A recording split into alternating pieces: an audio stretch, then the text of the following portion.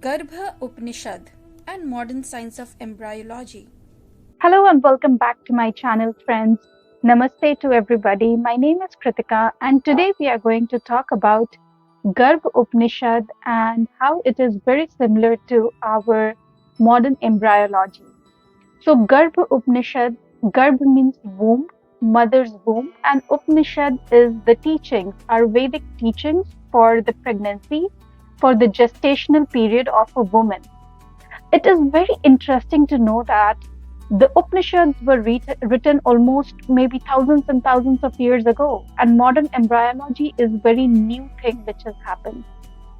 So at that time, there were not many equipments to know many of the things, but still, our sages, our rishis, our munis, they were so enlightened, they were so knowledgeable. Like I have no words to say. They were better than better than our maybe modern technology. So today we'll take a look into it, how Garbha Upanishad is very similar to modern embryology, and it is very fascinating, very interesting to know. So with some pictures and visuals, it will be easier for both of us to understand. Let's get into it. The Garbhaopanishad, ancient Vedic embryology, is among the smaller Upanishads, accounting for 17 out of 108 Hindu Upanishad manuscripts in the modern collections. It is a Sanskrit Upanishad that some academics identify with the Krishna Yajurveda Srimad Bhagavatam, while others associate it with the Atharva Veda. The book is attributed to sage Pipalad in the Upanishad's last verse, although the text's chronology and authors are unknown, as well as surviving copies are damaged. Unfortunately, they are inconsistent as well as fragmentary. In reality, we only have 25 to 30% of Vedic and post-Vedic texts left. Yet, these 30% are collected from ancient foreign references. And as we all know that, the rest were burnt and destroyed by the Islamic invaders. Yes. The surviving manuscripts are incomplete, most of the texts are lost or yet to be discovered, and the text is discontinuous, inconsistent between the manuscripts available. The Garbhaopanishad is a work that explains medical as well as anatomical issues, as well as the concept of genesis or growth of the human fetus and body after birth.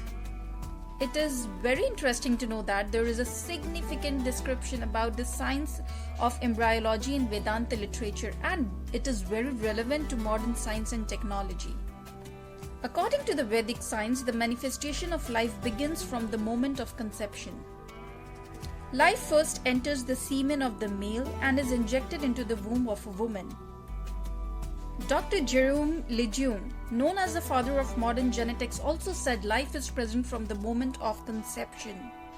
He explained that within 3 to 7 days after fertilization, we can determine if the new human being is a baby girl or a baby boy. At no time, Dr. Lejeune said, is the human being a blob of protoplasm. As far as your nature is concerned, I see no difference between the early person that you were at the time of conception and a late person when what you are now. You were and you are a human being.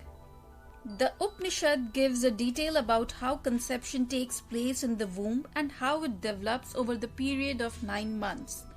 The various stages of development of embryo in the womb of a mother are described very well in Srimad Bhagavatam. Garbhaopanishad says that after the union takes place in particular ritu, that means a cycle of menstruation, the growth of a baby in the embryo on the first day is just a nodule. It becomes a bubble by the 7th night. In 15th night, it becomes a lump. In a month, time of embryo is hard. But by the end of 2 months, head is formed. Part of feet appears by 3rd month. Stomach, the hip and the ankle appears by the 4th month. The vertebral column shapes up by the 5th month. The face, nose and ears appears by the 6th month. The 7th month is when fetus is imbibed with jiva or soul. Atman in the 8th month has all body parts and fully developed in the 9th month. The fetus grows and is nourished by what the mother eats and drinks through her veins, states the Vedic texts.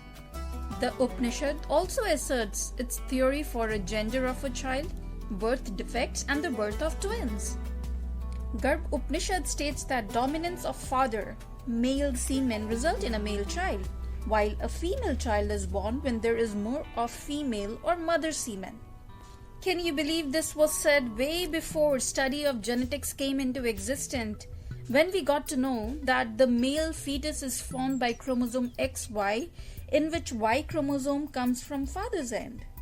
Which means father dominance results in male child, as it is said in Vedic texts. According to Vedic literature, spiritual particle, spiriton, soul enters to the sperm cell, which then fertilizes the ovum, the female gamete, to form a single cell called zygote. However, there are differences between Garbhaopanishad and modern embryology there. Upanishad ascribed the development of fetus as being influenced by various deities and cosmic forces, while modern biology focuses on biological process and environmental factors only.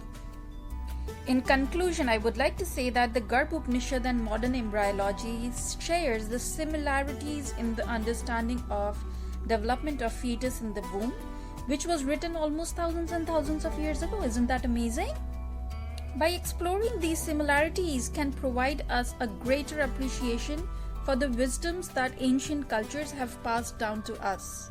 Okay, so that was everything for today. It is so fascinating to know there are so much of similarities. I'm so happy whenever I see all these things. And unfortunately, as I always say, our Vedic texts have been destroyed. So maybe we are losing much knowledge which were already there at the Vedic era. So, but whatever we have at this point, we are discussing on that. So I hope you like this video. We will be back again. Thank you. Thank you for listening and watching. I hope you liked this video, found it interesting and insightful. We will be back again with another video, another day. Till then, you have a great day and don't forget to like, share and subscribe to my channel. Take care.